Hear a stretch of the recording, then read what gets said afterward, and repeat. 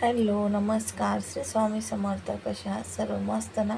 तर मस्त असायला पाहिजे. माझ्या एका नवीन ब्लॉगमध्ये माझ्या गोड ताईंचे, मैत्रिणीचे ताईंना मनापासून खूप खूप स्वागत आहे. आज गणपती बाप्पांचे म्हणजे श्री गणेश जयंती आहे. तर गणपती बाप्पांचा आज बड्डे आहे.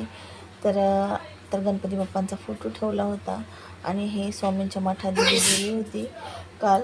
तर तो फोटो पण मी ठेवलेला आहे पुढं. आणि इथे बघू शकताय शुक्रवारचं रुटीन आहे. सकाळपासून थोडं थोडं दाखवण्याचा प्रयत्न केलेला आहे. तर उंबरठ्याला हळदीचं लेपन केलं, पूजा केली, रांगोळी केली आणि इथं मस्त असा नाश्ता बनवला होता. तर मस्त असे बटाटा पोहे केले होते, चाय आणि मस्त असा नाश्त्याचा बेत केला. आणि आज होता दीदीचा बड्डे, म्हणजेच काल शुक्रवार होता. तर शुक्रवारचा ब्लॉग तुम्हाला आज शनिवारी येईल. तर काल शुक्रवारी दीदीचा होता बड्डे. माझा आवाज कमी येत होता, बाहेरचा जास्त येत होता.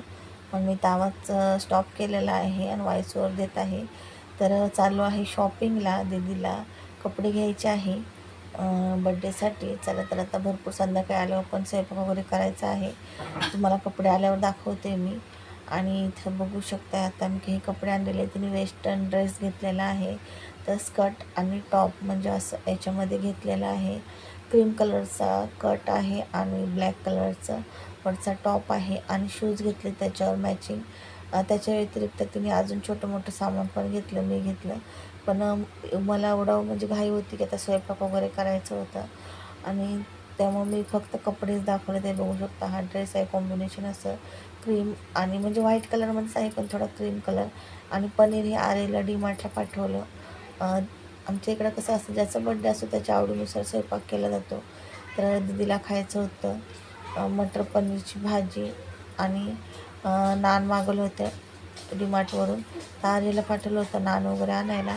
तरी पण मी पूर्ण स्वयंपाक केला होता, कारण त्यांचा होता उपवास आणि त्यांना हे असलं काही जास्त आवडत नाही. आणि उपवास पण असल्यामुळं ना म्हणले पोट पण भरणार नाही त्यांचं, कारण ते जास्त खात नाही, त्यांना आवडतच नाही मटर पनीर वगैरे, नान वगैरे ना असं आवडत नाही, पराठे वगैरे. त्याच्यामुळं मी हे पण केलं आणि म्हणजे मुलांची पण आवड जपली आणि त्यांनाही बनवलं होतं. तर त्यांना काय बनवलं होतं म्हणजे सर्वांनीच मिळून खाल्लं. तरी बघा, हे पराठे आणले होते, नान लच्छा पराठा आणला होता आणि मालाबार पराठ्याला पण आणला होता. आणि पनीर ना डीमार्टवरूनच आणलं, आलेलं म्हणजे तिकडूनच आण. पण इकडं आज पनीर नव्हतं अमोलचं, जिथं भेटतं तिथं. मग हे पण पनीर खूप छान होतं. तर मेनू सांगते सर्वात पहिलं तुम्हाला. डाळ, भात, मटर पनीरची भाजी, बटाट्याची भाजी, पुरी आणि पराठे तर आणलेच होते रेडीमेड. आणि शेवयाची खीर केली होती. असा साधा सिंपल असा बेत केला होता, पण छान झाला होता. साधा सिंपल केला होता पण छान झाला होता.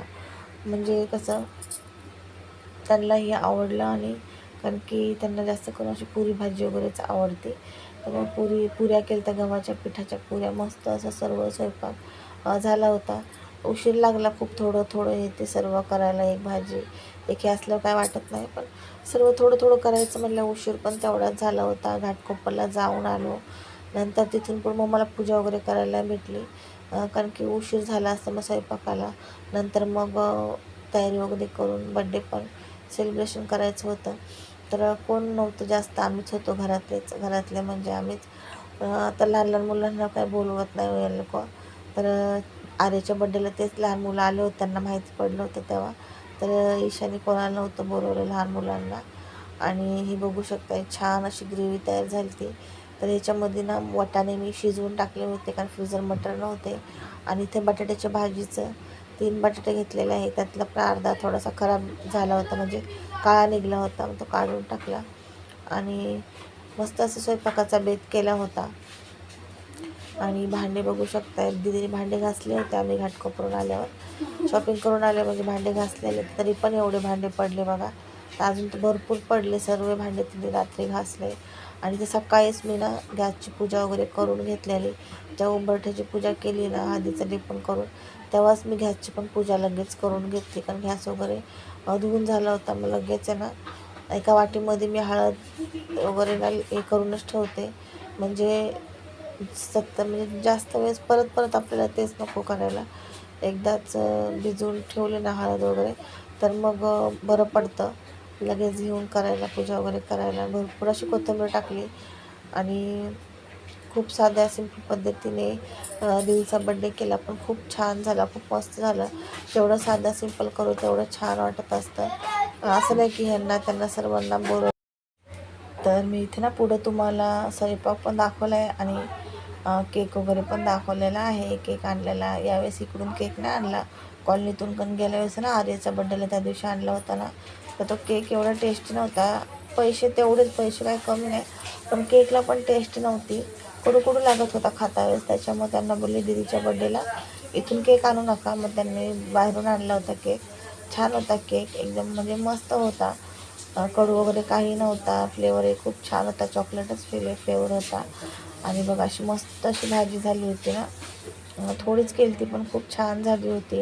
आणि त्यासोबत पराठे पण होते. तर इथे मी बघा एवढ्याच पुऱ्या केल्या होत्या, तेवढ्या पुऱ्या तळल्या आणि नैवेद्यसुद्धा एक काढला होता, एक छोटी पुरी, ते बघू शकता छोटी पुरी. तर नैवेद्य वगैरे ठेवते म्हणजे बड्डे वगैरे करायला.